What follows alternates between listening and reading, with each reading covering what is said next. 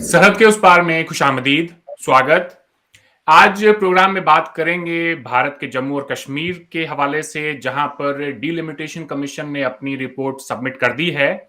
और इसके मुताबिक अब कश्मीर वैली के अंदर 46 सीटों से बढ़ा के 47 सीट्स हो गई हैं और जम्मू डिवीजन के अंदर 37 से 43 सीट्स हो गई हैं। तो कुल 90 सीट्स हैं जो कि इस कमीशन ने अपनी रिपोर्ट में बताई है। अब देखना ये होगा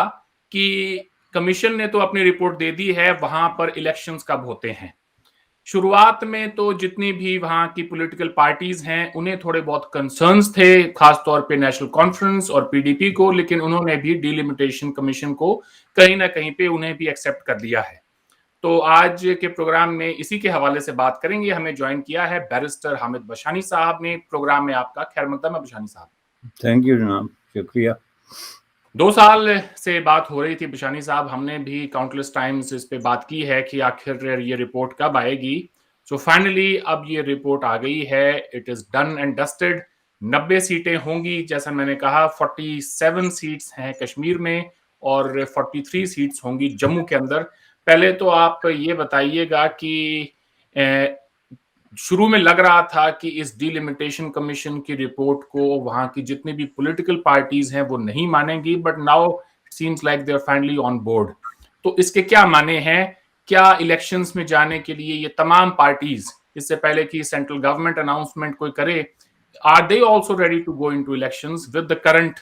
नंबर ऑफ सीट्स? देखें जी, सीटों पे ये इस हकीकत के बावजूद कि बहुत लोगों को उस पर एतराज़ है और उस पर बड़े सीरियस किस्म के एतराज़ात जो आपके सामने भी आए हैं, डेफिनेटली प्रेस में भी हैं, और आप किसी भी पॉलिटिकल पर्सनालिटी से बात करें तो उनके भी इस पे रिजर्वेशन है कि ये जो लिमिटेशन, ऑल दो के उन 2 बड़ी पार्टियों ने उसको तस्लीम कर लिया है। 2 बड़ी नहीं बल्कि 4 कह लें,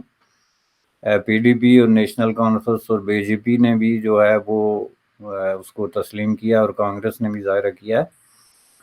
लेकिन वो इस पे अपने कुछ एतराज़ात उनके हैं। फॉर एग्जांपल वो ये कहते हैं कि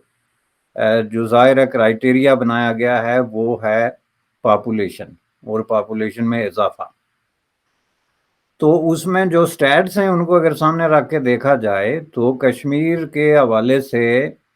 ऐसे लगता है कि पॉपुलेशन जो है वो गुज़श्ता 20 साल से बिल्कुल अपनी जगह पे रुकी रही है, जबकि जम्मू में पॉपुलेशन जो है वो डबल और ट्रिपल और बल्कि इससे भी ज़्यादा रफ्तार से बढ़ती रही है। अब ये जो डिलिमिटेशन पे सबसे बड़ा एतराज़ है, और ये कोई पॉलिटिकल स्टेटमेंट नहीं बल्कि स्टैट्स देख लें, यानी जिस तनासब से उन्होंने सीटें जम्मू की बढ़ाई हैं और जिस तनासब से कश्मीर की बढ़ाई हैं, उसमें पॉपुलेशन की इंक्रीजमेंट जो है वो रिफ्लेक्ट नहीं होती कश्मीर की सीटों पे। तो जाहिर है कि कश्मीर में जो संजीदा दानश्वर है या पॉलिटिशियन है वो ये कह रहा है कि ये सीटें एक विद स्पेसिफिक पर्पस जो है इस तरीके से किया गया, जिसका दूसरा मतलब ये है कि पॉपुलेशन को प्रॉपरली या एक्यूरेटली जो है वो काउंट नहीं किया गया, जो उनका ये एतराज़ है। लेकिन चूंकि जाहिर है, जैसा कि आपने कहा कि जो बड़ी पार्टीज हैं और स्पेशली जो नेशनल कॉन्फ्रेंस है या पीडीपी आप कह लें, उन्होंने चूंकि कमीशन के साथ जो उनके एतराज़ात थे वो या ख़त्म हो गए या उन्होंने खुद ही उनको डिफ्यूज़ कर दिया, और वो किसी हद तक जो है इसको मानते हैं। तो जब वो इसको मानते हैं तो इसका मतलब ये हुआ कि फिर जो जम्मू कश्मीर की मेन स्ट्रीम पॉलिटिक्स है उसमें इस डिलिमिटेशन के पैटर्न को डिस्पाइट दी ऑब्जेक्शन तस्लीम कर लिया गया है और इसके तहत जो है वो इलेक्शन होंगे। अब वो कब होंगे ये कोई बड़ी बात नहीं है कि 2 महीने लेट होते हैं या पहले होते हैं, जहाँ इतना अरसा डिले होते रहे हैं। तो इसमें कोई स्पेसिफिकली ये कहना कि लाजमी तौर पे 3 महीने में ही हो जाए, ये कोई बड़ी बात नहीं है। लेकिन ये है कि ये उन्होंने तस्लीम कर लिया है ऑब्जेक्शन अपना रिकॉर्ड कराने के बावजूद, और मैं ये समझता हूँ कि ये एक अच्छी खबर है, चूँकि इस वक्त बुनियादी तौर पे मसला ये नहीं है कि आप छोटे छोटे इश्यूज़ पे जो है इससे जो अल्टीमेटली फ़र्क 1-2 सीटों का ही पड़ता है, तो आप उनको बहुत बड़े इशू बना के تو آپ ڈیموکریٹک پروسیس کو اسی طریقے سے ڈی ریل رہنے دیں یا اس کو مزید ڈی ریل کرنے میں مدد کریں ان قوتوں کی جو اس کو ڈی ریل کرنا چاہتے ہیں آن مائنر ایشوز. اب ممکن ہے ان کے نزدیک یہ مائنر ایشوز نہ ہوں. جن پارٹیوں نے اقتدار میں جانا ہے ان کے لیے ایک سیٹ بھی ادھر سے ادھر جو ہے وہ ایک چیلنجنگ چیز ہوتی ہے, ایک بڑا ایشو ہوتا ہے جس کو وہ اگنور کرنے کے لیے تیار نہیں ہیں, لیکن الٹیمیٹلی وہ اس کو ایڈجسٹ کر لیں گے. لیکن اس میں جو بنیادی طور پہ جو سب سے امپارٹنٹ نیوز ہے وہ کیا ہے کہ اگر اسی ڈی لمیٹیشن کے تحت جو ہے وہ انتخابات ہوتے ہیں تو جو اس طرح کی مختلف قسم کی جو افواہیں تھی کہ جی یہ جموں کو بھی اسٹیٹ بنا رہے ہیں, کشمیر کو مزید ڈیوائیڈ کر رہے ہیں, جیسا کہ آپ نے دیکھا کہ اس ڈی لمیٹیشن کے سارے اور الیکشن پروسیس میں لداخ نہیں ہے. حالانکہ لداخ جو ہے وہ state of Jammu and Kashmir کا موسٹ امپارٹنٹ ایک پارٹ بنا ہے, رہا ہے, چونکہ وہ ہسٹوریکلی اسٹیٹ کو جو ہے وہ باقی ملکوں اور ریاستوں کے ساتھ جو ہے وہ جوڑنے میں ایک گیٹ وے کا کام دیتا ہے. تو اس حساب سے اس کی امپورٹنس اپنی جگہ, لیکن اس کو الگ کر دیا گیا جو کہ انہوں نے ایکسیپٹ کر لیا, چونکہ جب ڈی لمیٹیشن ایکسیپٹ کر لی الیکشن میں چلے گئے تو اس کا مطلب ہے اس کو کر لیا. تو یہی بات جموں کی بھی ہو سکتی تھی. حالانکہ میرے نزدیک اسٹیٹ ہوڈ جو ہے وہ کوئی مقدس چیز نہیں ہے. کسی بھی دنیا کے کہیں ہم نے تاریخ میں دیکھا ہے کہ ہزاروں بلکہ لاکھوں کی تعداد میں ریاستیں مارز وجود میں آئی اور ڈس اپیئر ہو گئی.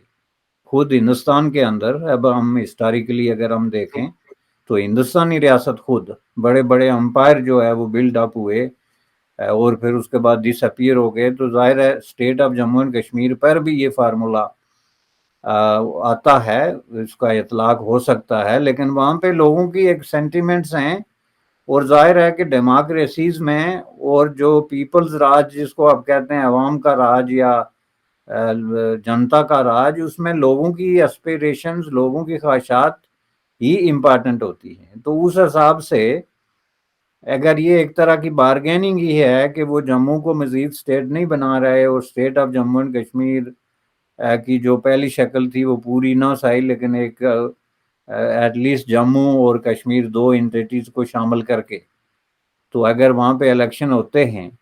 اور اقتدار جو ہے اور فیئر الیکشن ہوتے ہیں جو سب سے بڑی بات ہے, اور یہ بھی ایک امپارٹنٹ ایشو ہے جس پہ بات ہونی چاہیے کہ کیا یہ الیکشن فیئر الیکشن ہوں گے یا ماضی کے ان طویل الیکشنز کا تسلسل یا کنٹینیوٹی ہوگی جس میں ریگنگ ہوتی رہی گراسلی اور اس کو ہر پارٹی تسلیم کرتی ہے. آپ جو ہے وہ جموں میں یا کشمیر میں بی جے پی سے لے کے کانگریس تک کی سنجیدہ لیڈرشپ سے بات کریں تو وہ تسلیم کرتے ہیں کہ ماضی میں یہاں پہ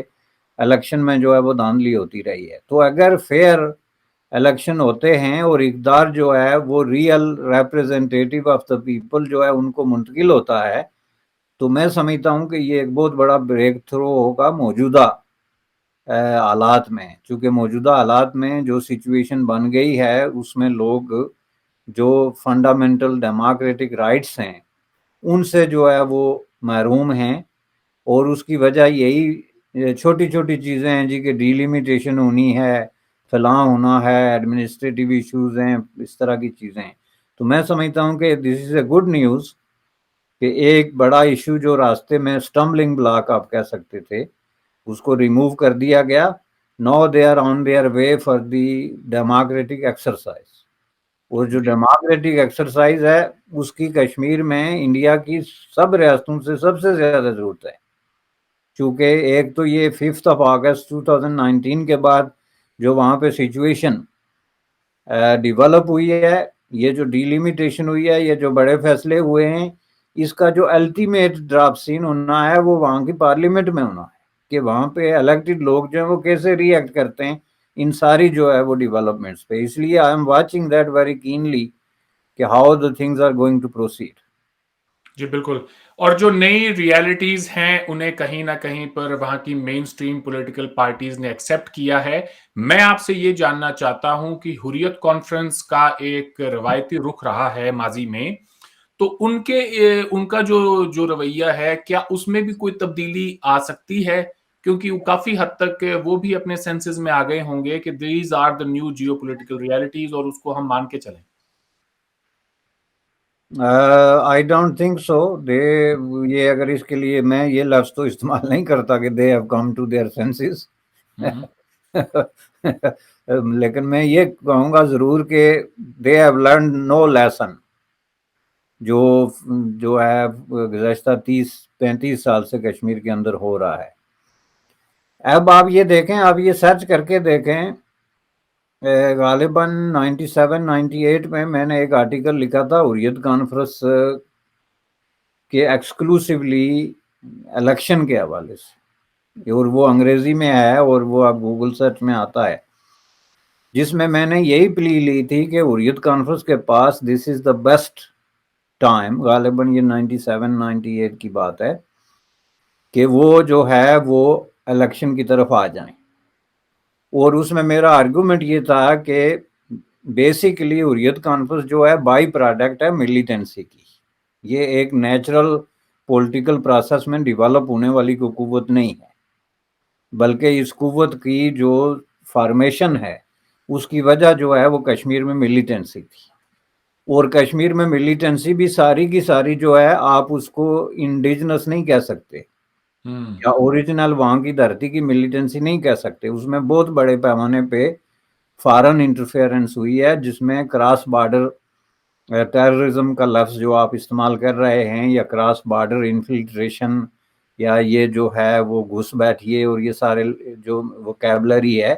وہ اس کو ڈسکرائب کرتی ہے کہ کس طریقے سے آزاد کشمیر کی طرف سے اور پختونخوا کی طرف سے اور افغانستان کی طرف سے فارن ملیٹنٹس جو ہے ان کو ٹرینڈ کر کے مختلف اسلامک فنڈامنٹلسٹ فورسز نے کشمیر میں جو ہے وہ داخل کیا، جس کی وجہ سے وہاں کی بہت ساری جو لوکل قوتیں تھیں وہ نیوٹرلائز ہو گئی، جس میں کچھ ایسی سیکولر گروپ بھی تھے جن کو کسی حد تک آپ سیکولر کہہ سکتے ہیں، جس میں جے کے ایل ایف بھی شامل تھی، ان کو نیوٹرلائز کر دیا گیا بائی فورس. اور اس کے نتیجے میں ایک نئی لیئر جو ہے کریٹ کی گئی، جو ملیٹنسی اور حریت کانفرنس کے درمیان ایک طرح کا نیکسس بن گئی، اور جس کی وجہ سے حریت کانفرنس ایک لیجیٹیمیٹ آرگنائزیشن کے طور پر اپنے آپ کو پیش کرنے میں کامیاب ہوئی کہ جی ہم یہاں کے لوگوں کو ریپرزینٹ کرتے ہیں. چونکہ اس کے پیچھے اصل جو پاپولیرٹی اور زور تھا، قوت تھی، وہ بندوق کا زور تھا. اور ظاہر ہے کہ حریت کا اٹ سیلف وجود میں آنے کے بعد کسی بھی جو ہے وہ مذاکرات کے میز پہ بیٹھنا، جو کہ وہ بیٹھے 2-3 دفعہ، اس کی وجہ یہی تھی. اس کی وجہ یہ نہیں تھی کہ حریت کانفرنس نے کوئی بہت بڑی پاپولیرٹی لے لی تھی، بلکہ اس کی وجہ یہ تھی کہ ان کے بارے میں یہ باور کیا جاتا تھا کہ they speak for the militants. تو اگر ان کے ساتھ بات ہو جائے تو ملیٹنسی کو جو ہے وہ روکا جا سکتا ہے. That was the main purpose. تو اس وقت بھی میں نے یہ کہا تھا کہ یہ اب ہو گیا. پہلی بات ہے یہ ہونا نہیں چاہیے تھا کہ کشمیر کے اندر جو ہے وہ فارن ملیٹنٹ عناصر کو داخل کر کے تو لوکل جو بھی انریسٹ ہے یا جو بھی سچویشن ہے اس کو ٹیک اوور کر کے تو اپنے مقاصد کے لیے استعمال کر دیا جائے. یہ ہونا نہیں چاہیے تھا، لیکن یہ چونکہ ہو گیا تو اب اس کے اثرات کو جو ہے وہ ریورس کرنے کا طریقہ یہ ہے کہ حریت کانفرنس جو ہے وہ ملیٹنسی کو ایک طرف رکھ کے اگر کنڈم نہیں کر سکتی تو ایٹ لیسٹ اس کو ابینڈن کر کے تو ڈیموکریٹک پروسیس میں آنے کا اعلان کر دے. جبکہ حریت کانفرنس کی سارا کا سارا زور اس بات پہ رہا ہے کہ نہیں جی ہم نے الیکشن میں نہیں آنا، جو کہ بنیادی طور پہ آپ اس کو کسی بھی اینگل سے دیکھیں تو ایک ان ڈیموکریٹک قسم کا آپشن ہے، جو کسی بھی ڈیموکریسی اور جدید دنیا میں کسی بھی مہذب معاشرے میں کسی بھی اس طرح کی کانسٹیٹیوئنسی میں وہ قابل قبول نہیں ہے. لیکن یہ ہے کہ انہوں نے وہ روش برقرار رکھی جس پر وہ آج تک بھی برقرار ہیں. جب آج تک بھی برقرار ہیں تو I don't know why some people they are interested in knowing کہ حریت کانفرنس کا اس بارے میں کیا خیال ہے. They have nothing to do with limitation اور ڈی لمیٹیشن اور اینی تھنگ ایلس. اور ود الیکٹورل پروسیس. سوال یہ بنتا ہے بشانی صاحب کی حریت کانفرنس کو ماضی میں ایک وہم رہا ہے کہ پاکستان ہماری پشت پہ کھڑا ہے، اور یہ وہم ہم سب اس بات پر متفق ہوں گے کہ اگست 2019 کے بھارت کے اقدام کے بعد ختم ہو جانا چاہیے، اگر ختم نہیں تو کافی حد تک کم ہو جانا چاہیے. تو اب اس سے انہیں بھی تھوڑا بہت لیسن لینا چاہیے اور اپنی روایتی پالیسی کے اندر اگر کوئی ترمیم کی گنجائش ہے تو وہ کر لینی چاہیے. آپ کیا کہیں گے؟ دیکھیں، یہ وہم جو ہے اس کی وجوہات ہیں اور اس کے پیچھے کچھ ریئلٹیز بھی ہیں. جیسا کہ میں نے عرض کیا کہ جو کراس بارڈر وہاں پہ انفلٹریشن ہوئی یا ملیٹنٹس کو داخل کیا گیا، تو ظاہر ہے وہ گورنمنٹ آف پاکستان کی مرضی کے بغیر تو نہیں ہوا نا، یا ان کی آشیرواد کے بغیر یا ان کی فیسیلیٹیشن کے بغیر نہیں ہوا. اور یہ تو بے نظیر بھٹو سے لے کے تو عمران خان تک، یعنی لیٹسٹ اور ویری اولڈ جو رجیم ہے، انہوں نے اپنے اپنے الفاظ میں اپنی اپنی جگہ پہ تسلیم کیا کہ یہ ہم نے کیا. سب سے پہلے بے نظیر بھٹو نے یہ تسلیم کیا تھا کہ ہم نے جو ہے وہ کس طرح، اور ظاہر ہے کہ کوئی تسلیم نہ بھی کرے، ہم نے اپنی آنکھوں سے دیکھا کہ کس طرح جو ہے وہ ملیٹنٹس کی فری موومنٹ ہوتی تھی رائٹ فرام کابل ٹو سری نگر. راستے میں کئی فوجی چیک پوسٹیں تھی جہاں پہ لوگ یہ ان جعلی تنظیموں کے کارڈ دکھا کے حزب فلاں اور حزب دس اینڈ حزب دیٹ کہ وہ کارڈ لہرا کے تو ان کو لیسے فیک، جس کو فرینچ میں کہتے ہیں، گزر جانے کا اجازت دے دی جاتی تھی، جس پہ کہ ملیٹری چیک پوسٹوں کی بات کر رہا ہوں میں، اسلحہ سمیت. تو یہ باقاعدہ فیسیلیٹیٹ ہو رہی تھی. تو اس کی وجہ سے تو وہم تو ظاہر ہے کہ پیدا ہونا تھا حریت کانفرنس میں، لیکن اس کے اندر جو بہت ساری چیزیں تھیں جو حریت کانفرنس جن کا شعور اور ادراک نہیں کر سکی بر وقت. اس میں مثلا یہ تھا کہ یہ ایک اٹیمپٹ بھی تھی کشمیری جو عوام کو ٹیک اوور کرنے کی، چونکہ وہاں پہ جو انڈیپینڈنٹ لوگ آپریٹ کر رہے تھے کسی نہ کسی شکل میں، ان کو کسی نہ کسی طریقے سے انڈرمائن اور کنٹرول کرنے کے لیے بھی یہ کام شروع ہوا تھا. چونکہ وہاں پہ یہ سمجھا جا رہا تھا کہ وہاں پہ کوئی پرو پاکستان لوگوں کو کریٹ کیا جائے جو اوپن آ کے تو پاکستان کی حمایت کریں، جیسے کہ بعد میں ہوا. جب وہ انڈرمائن کر چکے انڈیپینڈنٹ تھنکنگ لوگوں کو، تو انہوں نے پاکستان کے جھنڈے لہرائے یا پاکستان کے حق میں نعرے لگائے، یا جو پروسیس اس کے بعد شروع ہوا وہ ہے سامنے. تو اس کی وجہ ہے اب حریت کانفرنس کے اندر تو جو ڈومینیٹنگ اسکول آف تھاٹ تھا وہ تو یہ نہیں تھا کہ ہم پرو پاکستانی ہیں یا ہم پاکستان کے ساتھ ہلاک کرنا چاہتے ہیں. وہ لوگ تھے جو یہ کہتے تھے کہ ہم ہیں ہی پاکستانیوں سے بڑے پاکستانی ہیں، اور ہم جو ہے وہ آلریڈی پاکستانی ہیں، صرف جو ہے ہم انڈیا کے ہاتھے چڑھے ہوئے ہیں اور اس سے نکلنا ہم نے، تو باقی تو ہم پاکستانی ہیں. تو ان کو وہ اپنے آپ میں اور پاکستان میں کوئی ڈیفرنس فیل ہی نہیں کر رہے تھے. جو سید علی گیلانی اسکول آف تھاٹ ہے وہ اپنے آپ کو کشمیری کم اور پاکستانی زیادہ کاؤنٹ کرتے تھے، ٹل کہ جب وہ انہوں نے یہ دیکھا کہ ہمیں بہت برے طریقے سے استعمال کر کے پھینک دیا گیا، تو انہوں نے کوئی ایک دو دفعہ کوئی بات کی ہوگی ادھر ادھر، جس کو لوگ یہ بنا کے پیش کرتے ہیں کہ وہ جی ناراض ہو گئے تھے. لیکن حقیقت یہ تھی کہ وہ پاکستانیوں سے بڑے، پاکستان کے جرنلوں سے بڑے اپنے آپ کو پاکستانی سمجھتے تھے، یہاں تک کہ ان کو جنرل مشرف کی محب وطنی پہ شک ہونا شروع ہو گیا تھا. ایز اے پاکستانی محب وطنی، پیٹریاٹزم ٹوورڈ پاکستان، اس کا یہ حال تھا. تو یہ وہم جو ہے یہ بلا وجہ نہیں تھا. یہی وجہ ہے کہ بعد میں جب یہ معاملات بگڑے، یا جس طرح آپ نے کہا 5 اگست 2019 کی سچویشن ہوئی، تو اس میں ظاہر ہے دو قسم کے لوگ سامنے آئے. ایک تو وہ تھے جو انفیکٹ دل سے یہ بلیو کرتے تھے کہ ایسی کوئی بھی سچویشن ہوگی تو پاکستان پتہ نہیں کیا کر دے گا. ایک تو دے ور ڈیپلی ڈس اپوائنٹڈ، چونکہ ظاہر ہے کہ یہ حقیقت تھی اور یہ ایک ریشنل بات تھی کہ پاکستان نے کچھ نہ کرنا تھا نہ کر سکتا تھا، چونکہ کچھ کرنے کا مطلب ایک سوسائڈ اٹیمپٹ سے زیادہ کوئی کام نہیں تھا کہ پاکستان ظاہر ہے ایک ملیٹریلی اگر اس میں انٹرونشن کرنے کی کوشش کرتا یا انٹرفیئرنس، تو یہ ایک سوسائڈ آپ ایکٹ سے زیادہ اس کو کوئی وہ نہیں کہہ سکتے. دوسرے وہ لوگ تھے جنہوں نے سبق سیکھا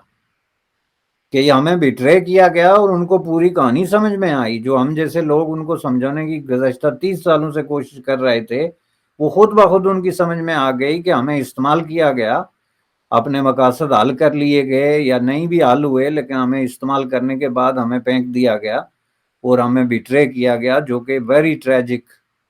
فیلنگ تھی جو اب بھی وہاں کہیں کہیں پریویل کرتی ہے، جو خاموشی کی شکل میں آپ کو نظر آتی ہے مختلف جگہوں پہ۔ تو اس حوالے سے حریت کانفرنس جو ہے وہ آپ یوں سمجھ لیں کہ irrelevant ہو گئی، چونکہ وہ ایک تو ملیٹنسی اور دوسرا جو ریڈیکلزم تھا، اسلامسٹ ریڈیکلزم، اس پہ تھرائیو اور سروائیو کر رہی تھی۔ یہ دونوں چیزیں جو ہیں یہ جب وہاں پہ ایک طریقے سے لو پروفائل ہو گئی ہیں یا ایلیمینیٹ ہو گئی ہیں، تو حریت کانفرنس کی جو پاپولیرٹی تھی وہ بھی اس طریقے سے رہی نہیں، اور جب وہ رہی نہیں تو اس حساب سے آپ یہ کہہ سکتے ہیں کہ وہ ایک ریلیونٹ فیکٹر نہیں ہے۔ اسپیسیفکلی جب بات ہو رہی ہے ڈی لیمیٹیشن اور الیکشن کی اور فیوچر کی پارلیمنٹ کی، تو ظاہر ہے کہ میں نہیں سمجھتا کہ اس میں حریت کانفرنس کوئی فیکٹر ہے، چونکہ انہوں نے یہی کرنا ہے کہ ڈی لیمیٹیشن کو کے بارے میں ان کی وہی رائے ہوگی جو میں آپ کو دے چکا ہوں کہ جی یہ بے جے کا ایک ایجنڈا ہے جس کے مطابق ڈی لیمیٹیشن ہو گئی ہے، ہم نہیں مانتے، اور دوسری یہ ہوگی کہ ہم الیکشن کو نہیں مانتے چونکہ الیکشن جو ہے وہ کنٹرولڈ ہیں اور ان میں ریگنگ ہوتی ہے اور یہ فیئر نہیں ہے۔ حالانکہ یہ بات نہیں ہے، حقیقت یہ ہے کہ حریت کانفرنس اگر الیکشن میں جائے گی بھی ایز اے الائنس اب، تو وہ کوئی زیادہ سے زیادہ 1-2 سیٹیں بھی اگر لے تو یہ بہت بڑا معجزہ ہوگا۔ وہ سٹاف جو ہے وہ ہے ہی نہیں جو کہ ایک الیکٹرول پالیٹکس کے اندر جو ہے وہ ہوتا ہے، وہ ایک ملیٹنٹ اورینٹڈ ایک آرگنائزیشن ہے جو اپنے آپ کو سسٹین ہی نہیں کر سکتی مین سٹریم پولیٹیکل ڈیموکریٹک پروسیس کے اندر۔ شاید یہی وجہ ہے کہ وہ الیکشن سے ہمیشہ سے بھاگتے آئے ہیں۔ جب وہ الیکشنز کوئی نہیں مانیں گے اور اس ڈی لیمیٹیشن کی پروسیس کوئی نہیں مانیں گے، ذرا ایک بار آپ اس بات کو بھی سوچیں کہ جموں کے اندر اب 43 سیٹس ہیں، ممکن ہے اگلے الیکشنز کے اندر بی جے پی ایمرج کرے as a single largest party وہاں سے، اور 3-4 کوئی وہ لے کے ساتھ میں انڈیپینڈنٹ ہوں، کوئی لیفٹ کے ایم ایل ایز ہوں، پی ڈی پی سے ہوں،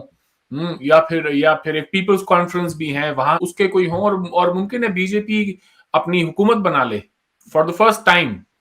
یہ بھی ایک امکان ہے۔ تو ایسے میں کیا جو باقی وہاں کی جو بھی پولیٹیکل پارٹیز ہیں، کیا انہیں وہ قابل قبول ہوگا؟ جمہوریت تو اسی کا نام ہے۔ نہیں، وہ قابل قبول نہ بھی ہو، ماضی میں اس طرح کے واقعات ہوتے رہے ہیں، جیسے کہ ماضی میں بی جے پی نے اور پی ڈی پی نے مل کے حکومت بنا لی تھی، بہت سارے لوگوں کے لیے قابل قبول نہیں تھی لیکن اس سے کوئی فرق نہیں پڑا۔ لیکن کشمیر کی ہسٹری کا یہ ایک ٹریجک چیپٹر ہے کہ وہاں پہ اس طرح الائنسز کی بنیاد پہ حکومتیں بنتی اور بگڑتی رہی ہیں۔ یہی وجہ ہے کہ وہاں پہ پراپر ڈیموکریٹک پروسیس جو ہے اس نے فلورش نہیں کیا جس کی ضرورت تھی کمپیئر ٹو انڈیا کی باقی ریاستوں کے، کہ اگر وہاں پہ اسی طرح کا ایک پراپر پولیٹیکل ڈیموکریٹک پروسیس جو ہے اس کو چلنے دیا جاتا۔ یہ دیکھیں الائنسز جو ہوتے ہیں نا سے ڈیموکریٹک پروسیس، لیکن ہمارے ہاں آپ اس کو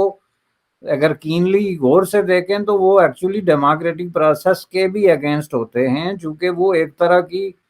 ایک مالاتی سازش جس کو کہتے ہیں آپ اردو زبان میں، مالاتی سازش کے نتیجے میں حکومت مارز وجود میں آتی ہے،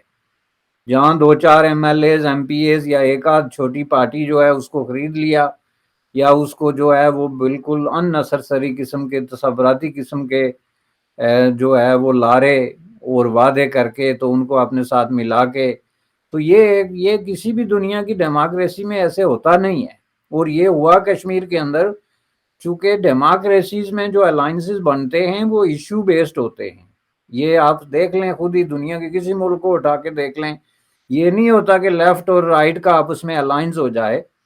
آپ یہ دیکھیں کہ جب بی جے پی کا پی ڈی پی کے ساتھ الائنس بنا تھا جس میں محبوبہ مفتی وغیرہ جو ہے وہ آگے آئے تھے، تو اس میں آپ دیکھیں کس بنیاد پہ انہوں نے الائنس کیا۔ آپ مجھے ایک ریزن بتا دیں کہ یہ چیز ان کے درمیان جو ہے وہ کامن تھی۔ آپ کہتے ہیں جی بی جے پی یہ ہے، اس میں یہ پرابلم ہے، اس میں وہ ہے، اور پھر جب آپ کو اقتدار کا تھوڑا سا جو ہے وہ جھلکی دکھا دی جائے تو آپ سب بھول جاتے ہیں، اور اس کے بعد آپ کہتے ہیں جی ہم نے گاندھی کے ہندوستان سے ہلاک کیا تھا۔ گاندھی کے ہندوستان سے ہلاک کیا تھا تو what the hell you were doing with B J P government? وہ تو گاندھی والے کوئی سارے غائب ہو گئے تھے، وہ بھی تو موجود تھے نا، ان کے ساتھ بیٹھ جاتے اپوزیشن میں۔ تو اقتدار کے لیے تو آپ کو جو ہے وہ نہ گاندھی نظر آتا ہے، نہ نہرو نظر آتا ہے، نہ کوئی آئیڈیل نظر آتا ہے، اور جب بات آتی ہے اپنے مفادات کی تو جی ڈیموکریسی کی بات ہوتی ہے. اس طرح کی جو ڈیموکریسی ہے وہ جن لوگوں کو آپ ریپرزینٹ کر رہے ہیں ان کے انٹرسٹ کو بھی سرو نہیں کر سکتی, اور جس ملک میں آپ چلا رہے ہیں اس کے انٹرسٹ کو بھی سرو نہیں کر سکتی. اور یہی جو ہے وہ ٹریجک پوائنٹ ہے کشمیر کی پالیٹکس میں, کہ اس میں اسی طرح کی عجیب و غریب قسم کی ڈیموکریسی پریویل کرتی رہی, جس میں یا تو الیکشن میں ہی دھاندلی ہوتی رہی یا پری الیکشن دھاندلی میں اس کو کہوں گا, کہ جب آپ اس طرح ہاچ پاچ لیفٹ رائٹ جمع کر کے تو اقتدار میں جا کے بیٹھ پہ ہیں اور پتہ ہی نہ ہو کہ آپ کا پروگرام کیا ہے اور آپ چاہتے کیا ہے. ایک بات تو طے ہے کہ اگلا الیکشن جب بھی ہو ہم سب کی یہ توقع ہوگی کہ وہ فری اینڈ فیئر الیکشن ہو, اور اس کے رزلٹ میں چاہے کوئی بھی جیت کر آئے لیکن الیکشن کی جو شفافیت ہے اس کے اوپر سوال نہیں کھڑا ہونا چاہیے. پی ڈی پی اور نیشنل کانفرنس کی ماضی میں جو پالیسیز رہی ہیں, دلی میں وہ انڈین نیشنلسٹ ہوتے تھے, جموں میں سیکولر ہو جاتے تھے, اور کشمیر آتے ہی وہ اسلامسٹ ہو جاتے تھے. اس سے بھی لوگوں کو نجات ملے گی اگر بی جے پی سنگل لارجسٹ پارٹی کے طور پہ جموں سے ابھر کے آتی ہے. بہرحال دیکھنا یہ ہوگا کہ الیکشن کمیشن اور ہندوستان کی جو دلی میں بیٹھی سرکار ہے وہ مل کے الیکشن کی ڈیٹ کب اناؤنس کرتے ہیں. ساری نظریں اب الیکشن کمیشن اور بھارت سرکار پر ہے کہ اگلا قدم جموں کشمیر میں کیا ہوگا. جو بھی ہو ہم سب کی یہی امید ہے کہ جلد سے جلد وہاں پر ڈیموکریٹک پروسیس کو بحال کیا جائے تاکہ لوگوں کے جو مسئلے مسائل ہیں وہ ایڈریس ہوں. آج آپ نے وقت دیا بشانی صاحب, آپ کا بہت بہت شکریہ. آپ سے پھر بات ہوگی. اوکے نا, تھینک یو.